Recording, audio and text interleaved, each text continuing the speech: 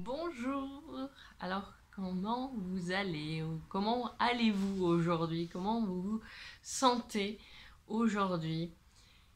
Aujourd'hui, eh bien, c'est le 8e jour. On est vendredi, la fin du mois de janvier.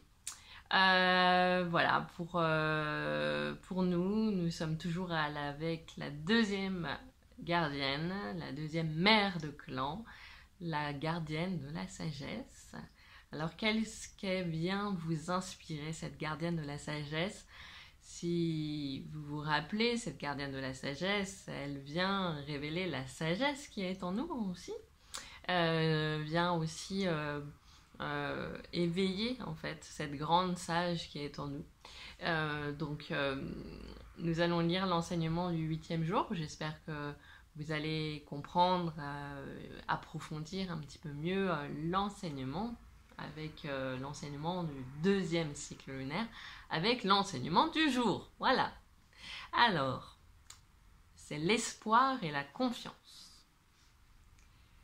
Là, dans le cœur où est l'espoir, brille un feu vivant qui répand sa lumière sur le futur, l'attisant de désir. L'espoir se tient sur le seuil de la porte ouverte et invite le chercheur à entrer, mais il ne peut chasser les doutes ni déloger les peurs cachées. La confiance vient lorsque nous, chercheurs, demandons la bénédiction et acceptons le courage qui nous est donné pour mener à bien notre quête. Alors, avec la connaissance intérieure et le grand mystère à ses côtés, à nos côtés, nous sommes confiants. Si nous nous tenons là, toutes les portes vont s'ouvrir grand. Voilà pour l'enseignement du jour. Alors aujourd'hui, il était question d'espoir et de confiance en soi. Et c'est vrai que généralement, dans la vie, tout n'est pas rose. Tout n'est pas rose.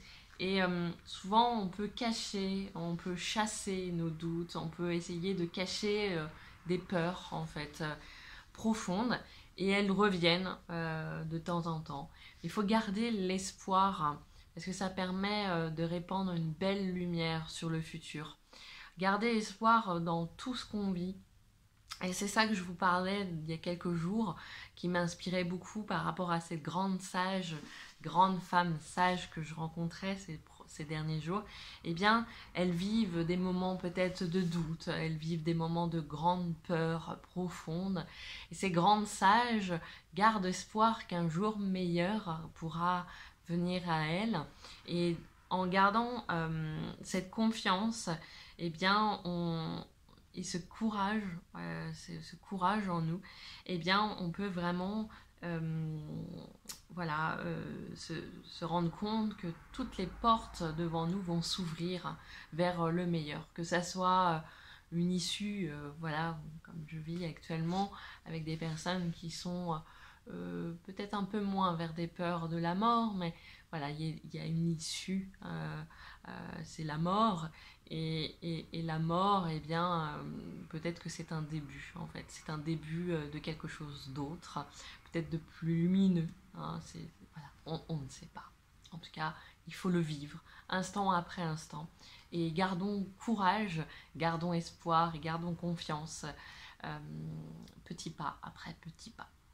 Ce que je vis actuellement par rapport à ça, c'est vrai que par moments, je peux manquer d'espoir par rapport à des situations, par rapport à plein de choses. Et en fait, c'est parce que je contacte des peurs qui sont profondes. Donc là, je vais venir coucouner, je vais venir caresser, cajoler mes peurs profondes et redonner des petites touches de lumière sur ces peurs qui sont noires et qui peuvent vite me happer. Voilà. Donc je vous souhaite vraiment tout le meilleur avec cet enseignement du 8e jour et je vous souhaite une très belle journée. Essayez d'intégrer aujourd'hui cette grande notion d'espoir et de courage, de confiance en soi, de confiance en l'avenir, de confiance en la vie. pour illuminer votre quotidien, illuminer votre futur aussi, et illuminer toutes les personnes, les relations que vous avez avec les personnes qui sont autour de vous. Voilà, je suis sûre que vous inspirez bien plus que vous ne pensez des personnes qui sont autour de vous quand vous êtes lumineux et lumineuse. Je vous souhaite une très belle journée, un très beau vendredi et je vous dis à demain pour le 9e jour, l'enseignement du 9e jour. Belle journée à vous, prenez bien soin de vous.